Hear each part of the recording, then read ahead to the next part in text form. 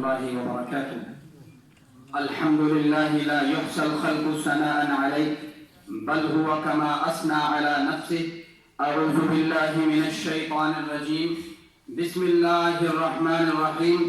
يا أيها الذين آمنوا لا تأكلوا أموالكم بينكم بالباطل.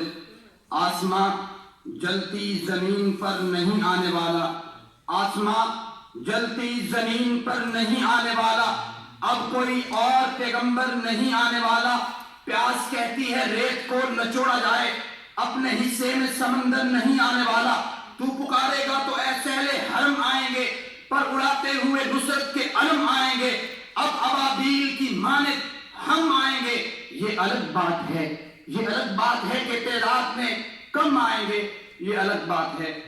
صدر ذی وقار، معزز سامعین و سامعات، کرپشن ایک خاموش قاتل موضوع گفتگو سے آپ واقف ہیں. جناب قبل الاسلام جب جس کی لاٹھی اس کی بھینس کا فرسودہ قانون لاگو تھا، اس وقت یہ سمجھا جاتا تھا.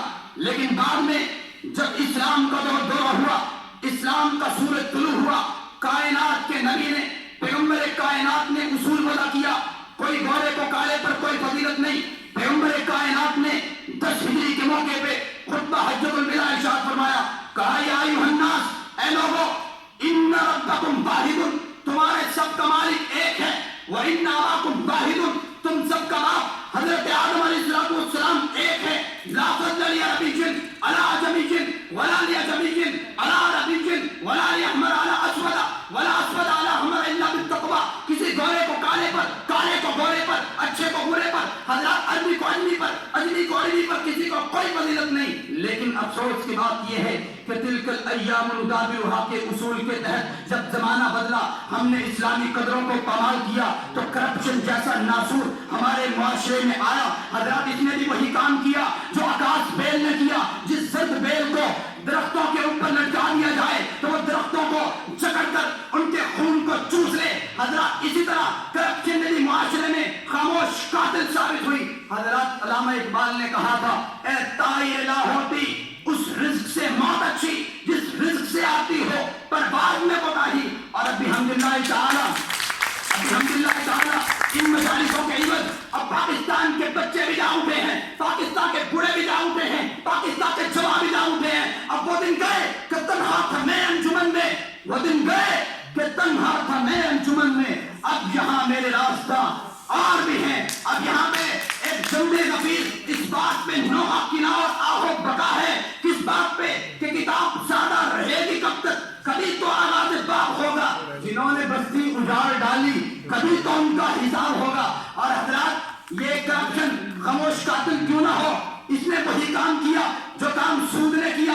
سود کے بارے میں پیغمبر کائنات کے رب نے، میرے اور آپ کے مالک نے ارشاد فرمایا تھا، یا ایھا الذین آمنوا لا تأکلوا الربا ضعفا مضاعفا. کائنات کے پیغمبر نے، کائنات کے رب نے کہا تھا فَإِن لَمْ تَكُنْ. کائنات کے رب نے ایک اور مقام پہ کہا تھا یمحق اللہ الربا ویربی الصدقات. حضرات سود اور کرپشن میں مماثلت کس طرح آ گئی؟ سود نام ہے تہذیب کے دائرے میں لوٹ مارنے کا، جبکہ کرپشن نام ہے پورے دبدبے کے ساتھ لوٹ مارنے کا. اس لیے اقبال نے کہا تھا، جس کھیت سے دہقاں کو میسر نہ ہو روزی، جس کھیت سے دہقاں کو میسر نہ ہو روزی، اس کھیت کے ہر خوشہ گندم کو جلا دو.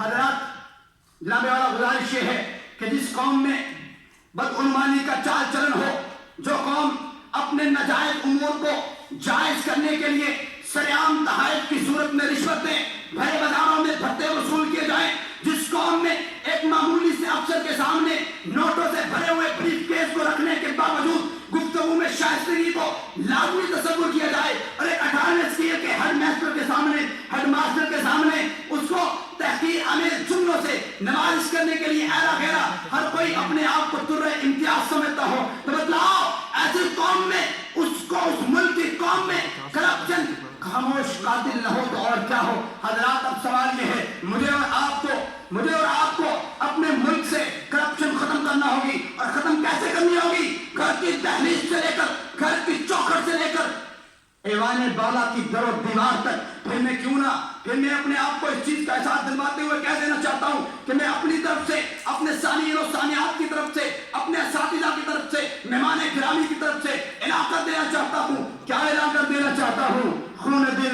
نکھاریں گے.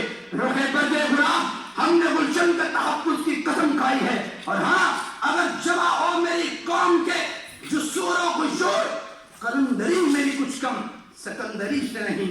والسلام.